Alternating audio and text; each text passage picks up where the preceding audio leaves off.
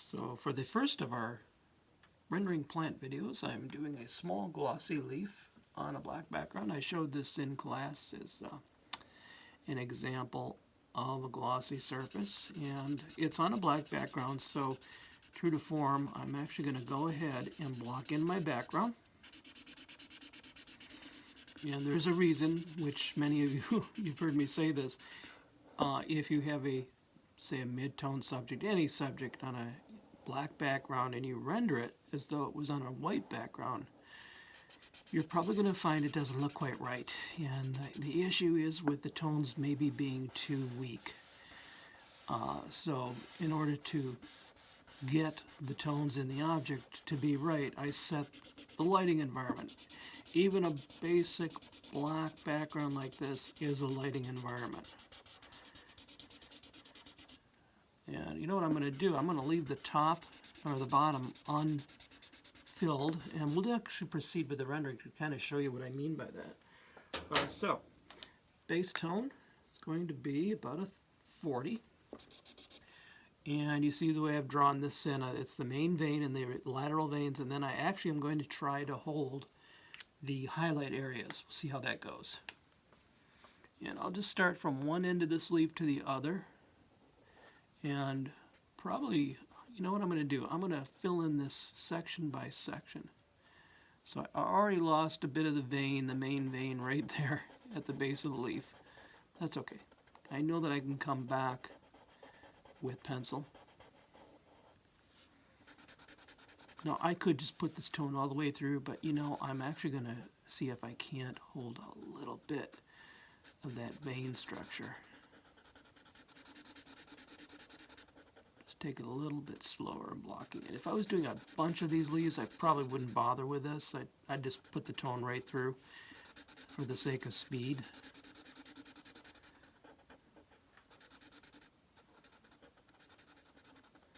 And it depends on how it goes, you know. So I get to my little highlighted areas where I have just kind of a loose, broken pattern of pencil like that.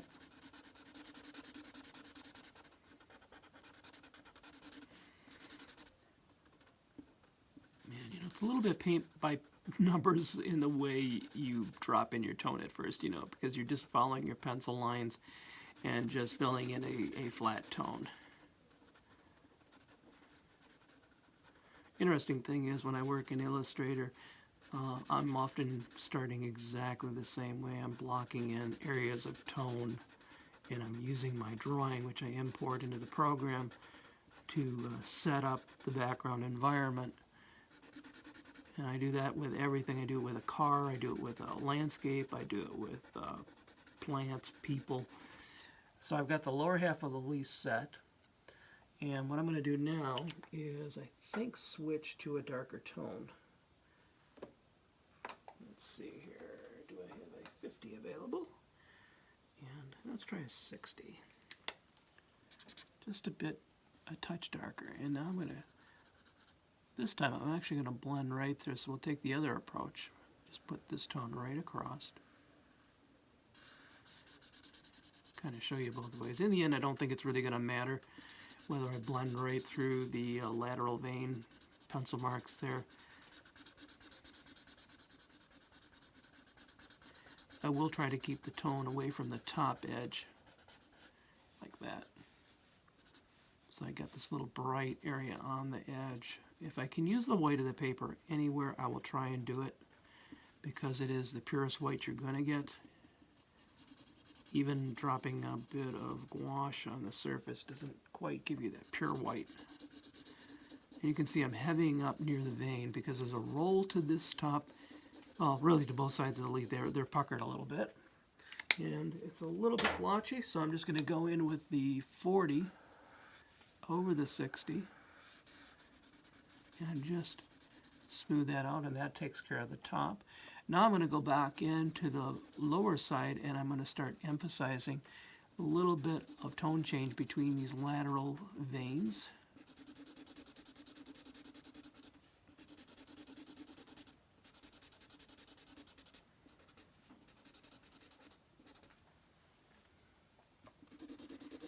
Again, this is just 40 over 40 which gives me about a 5 to 7% darker tone. That. Now, let's go to a lighter tone. So let's take, in this case, let's take 20. 20 will do the job. And I'm just going to brush over the top of my vein. Now get rid of the white because it isn't really a stark white. And here you can see I'm just going to blend all this lightly. What that does is I have a subtle hint of my vein structure there. So really I kind of started that texture.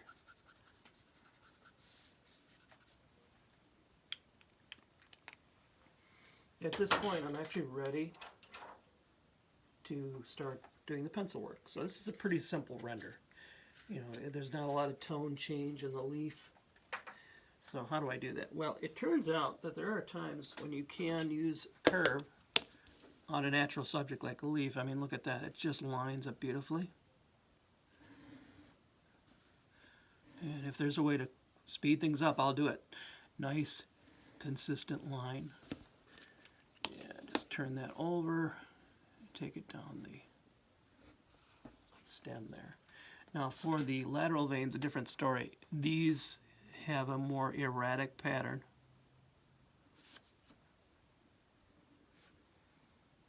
And there are some extra veins that come in like that.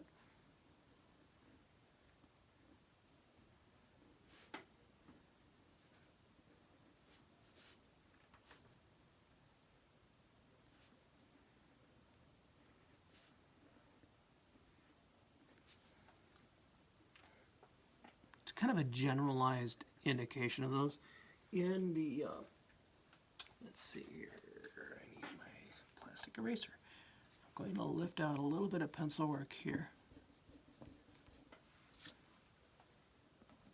Clean that up a bit. And up at the top, I'm just, you know what, I need to erase away my extra pencil line here. Now look what that does. It cleans up that edge. I'm going to take a little bit of that away. And having done that, now I know I don't actually have to go in there with marker. I mean with white pencil. I'm actually going to continue to close in on this textured highlight area. Now here I'm actually using a kind of a stipple pattern randomly to create that little break in the highlight that you see in the reference. You can kind of see here how the highlights break. So my objective is always to simulate a texture, a shape, a highlight. Sometimes I get it on the first shot. Sometimes it takes, you know, back and forth a little bit. And actually I'm kind of liking this top edge. Let's let it come right up to the edge in a couple places like it does in the reference. And that gives you that sense of a pucker on the leaf. So now I still can see faintly my pencil lines for the veins. I'm going to do this, these lateral strokes, linear, going in the same direction. I start at the main vein, and I'm just going to fade them up like that.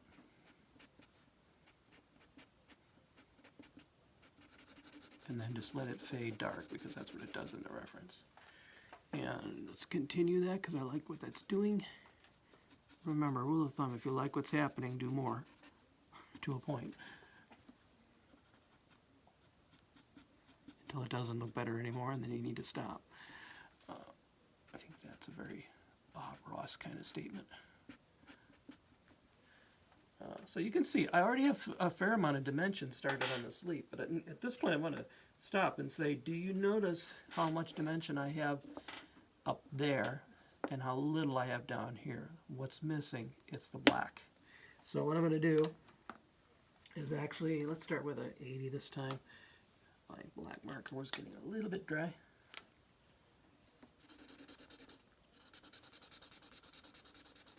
And let's change the environment. This will give you an idea why I keep saying put that background color in. Frankly, I would be lost on a render if I didn't start with what was behind the object. background is the frame around any object. It's the frame around a portrait of a person. If you were going to do a portrait of a person, you say in front of a screen, a photographer puts a screen behind there to set the environment. They pick a color and a tone that accentuates or the person's skin color, hair color, makes them look better. And if it's a dark background, then they're going to shift their lights around to accommodate, to light that person and make sure if they have dark hair and it's a dark background, that the dark hair is somehow separated from the background a little bit. As an illustrator, you're making all the same decisions. You are the photographer in a sense, except you're using that piece of paper or that canvas or that illustration board or that computer program to create not only the background but then to render out the whole object. And now if you look, that lower side of my leaf suddenly has more dimension. The whole leaf now looks more unified. Just going to get a bit more there, and we'll call that done for the moment. I get the sense of this turn of the leaf that puckers up and then down. So now my job is to enhance what I've already done. And to do that, I'm now going to go in the lower side of the leaf, and I'm going to start selecting out that subtle second tone. And you can see, very kind of random, it's that nervous kind of random stipple pattern. I'm really not going to take all the time to put every tone in exactly the right spot. What I want is to learn how to create the impression of it quickly. And as I get back here, the veins just sort of disappear out of view. Like that. And look at that, just that extra texture help. You notice I'm protecting a thin edge here. I'm doing that because I'm actually going to make a little highlight along there. That's not in the reference. I also have it on the top side because I want the leaf to separate from the background. I want to show edge detail. I'm also going to put a little dark here. So this is where I start to improvise and modify. Remember, you want your render to look better than the reference.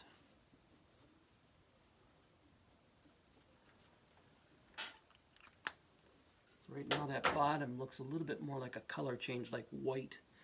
And to remedy that, I'm going to put a tone over that. Just knock this back a bit. And what I'm doing here with this 20 is I'm unifying. Yeah, it's a 20. Let's unify this area. And I'm going to bring back some certain select brighter spots with white pencil. And right away that just starts to settle down at the bottom. It's another white pencil. Come back. I may not have taken that tone far enough, in which case I'll just come back and put more tone in. Let's try this. So here I'm now starting to press with the pencil because I'm looking at my reference closely and I'm seeing how the veins kind of morph into these broken highlights. Along the top of the vein on the near side, you get a breakout of tone. Plus I want to bury that pencil line. That's one thing I should have done is I should have erased that pencil line away. Not a big deal though. So I'm going to let this light kind of bleed off one side. And then there's other little elements that appear like that. So this side of the leaf is turning towards the light. This side turns away as it approaches the vein. That's why this is just all dark right now. But I do need to show that there is a vein coming up on the other side, a lighter touch. And here, you know, this pencil line is working so well at this point, I might just leave that and not even bother to blend it. So, like I said in class, choosing a dark background behind a lot of things can give you drama. It's like setting the stage for a render. That's why stages are dark in the back a lot of times for the actors to come forward and the props and everything. It creates a dramatic environment. So rendering on a dark background is certainly a cool way to create a very moody or dramatic subject. all I'm doing here is playing up these highlights progressively to show that the light's passing across the plane of the leaf. Now, going back to marker, like I said, this is a back and forth game.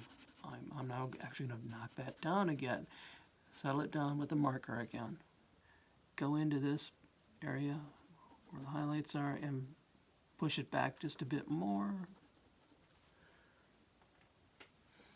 Down here, I think I can enhance a bit more of the dark.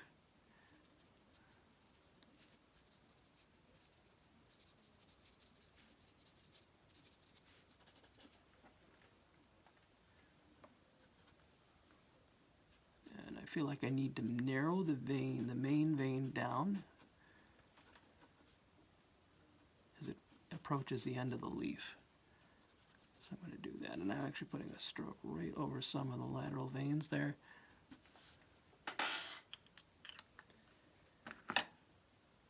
So you can see that my this dark is darker than that. This looks great. I mean, really powerful. So that's the difference between two dark tones. This is more of a 90 under the bottom of the leaf. So watch what happens when I just darken this from 90 to 100, or real close to 100. It's more like 98. Since my background is a completely dark space, I might as well just go for it.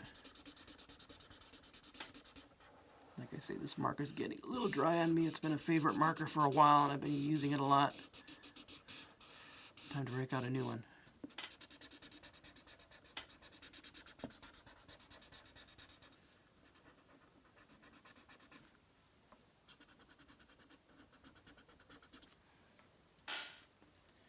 And, if I do, to darken that even more, I'm just going to take the 80 over it one more time and blend it together. That's what you do if you have one marker that's beginning to dry.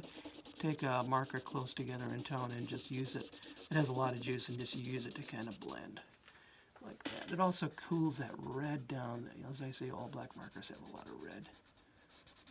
Okay. And now the whole thing looks good in terms of edges. So I'm going to come back along the edges now. Got to resharpen that pencil using my handy dandy manual pencil sharpener. Whoop, there goes the top. Never kills. Step that aside. And now I'm going to bring up the vein structure, or not the vein, but the edge of the leaf a bit more. Of course, it wants to break. When you sharpen it, the little tip will tend to break off. I just work right past it.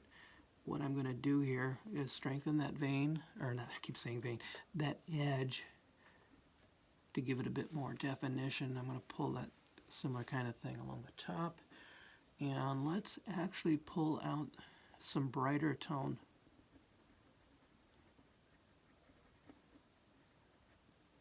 Right in this area, to kind of put a spotlight right there.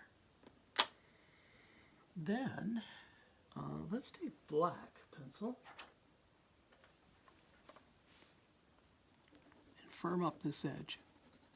So all I'm doing here is I'm putting a stroke of this wax-based pencil right along that edge, and it gives me a nice clean stroke there. And then to make the stroke actually go away, because it is slightly visible, I'm actually going to take, I could probably take a 60 and do this, and just blend right up to the edge of the leaf, which is kind of nice because the wax stops the marker and you don't get bleed, and you get this like perfectly sharp, crisp edge, like so. And we're real close now, almost done. I would say at this point I could experiment a little bit with maybe just a very light touch of the black pencil, just letting it catch on the top surface of the paper.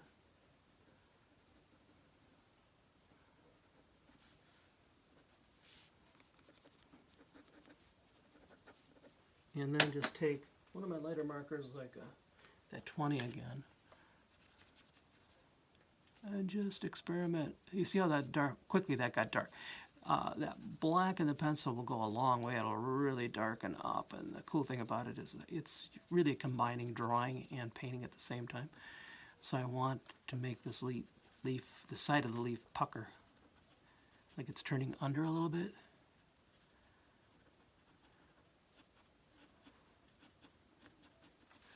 And you can see this area is getting really dimensional. Now I go up here, same thing.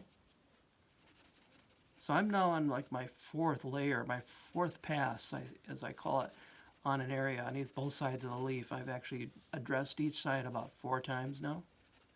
As simple as this subject is, I could probably go into it 2 or 3 more times. And each time I do this, I'm enhancing. I'm pushing that tone shift on the bottom half and the upper half of the leaf, and I'm creating more drama as I go. And I'm going to call that done for this demo, but you take a look at that. You can see how dimensional I made this look, and the black background was key.